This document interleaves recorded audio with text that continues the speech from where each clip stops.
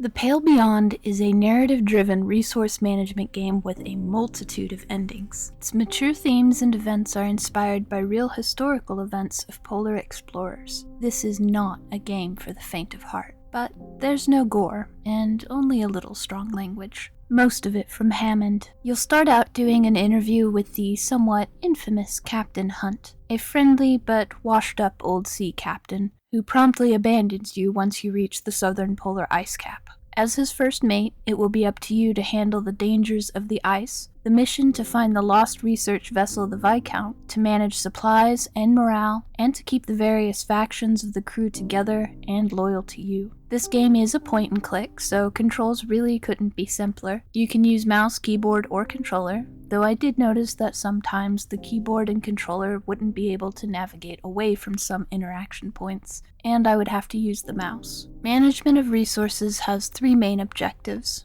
morale, aka decorum, food, of course, and fuel for the furnace. A little bit like Oregon Trail, except with leopard seals. Vicious leopard seals. If you fail to maintain decorum, the expedition will tear itself apart, although you can disable decorum endings in the options menu. Not enough food, and people will get malnourished and then develop scurvy before promptly dying. Not enough fuel, and people will start freezing and then develop frostbite or gangrene, and then, you guessed it, die. In addition to these main elements, there is the matter of loyalty. The heads of each faction, those being the scientists, the engineers, the scouts, and the sailors, are who you can earn loyalty from. Sailors are actually split between the Stoke brothers, Grimley, and Junior. Depending on how loyal people are to you, to themselves, or to the MIA captain, you can lose people to despair or desertion, or find yourself marooned. Loyalty rises and drops based on the choices you make, but also on your interactions with crew members in the evening. Taking the time to talk to everyone every week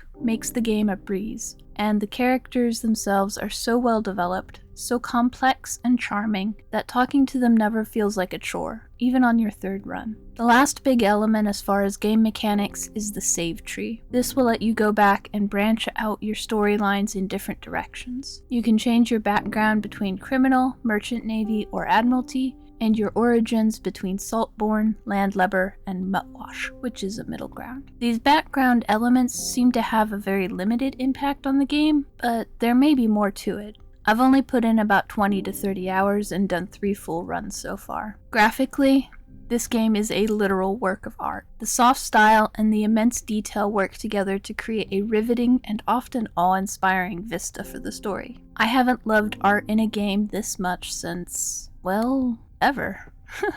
I seriously can't think of something comparable. It's gorgeous. My one regret on the art is that no one ever looked up at the sky during the aurora.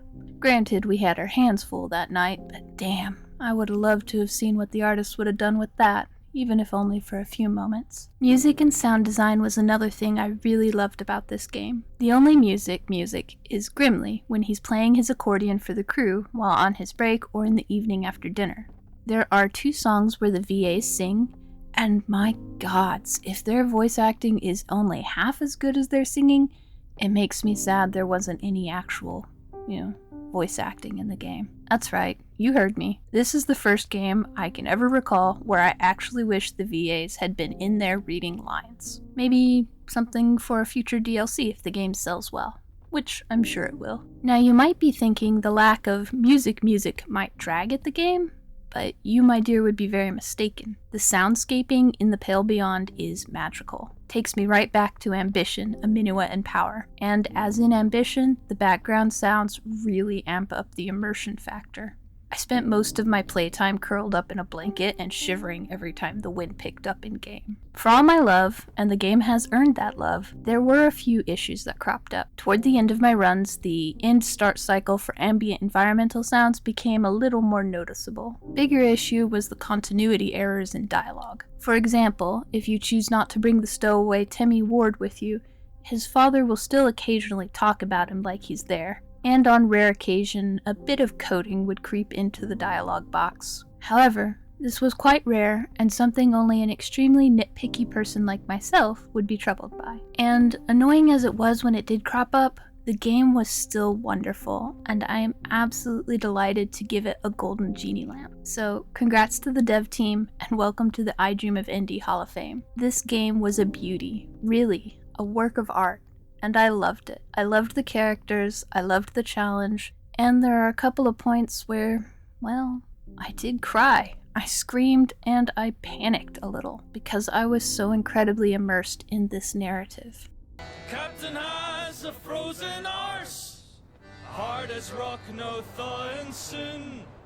Never tells which way is south, hardly tells their arse from mouth. They never had a notion for taking our command. Send us to the hells for biscuits we eat out of their hands.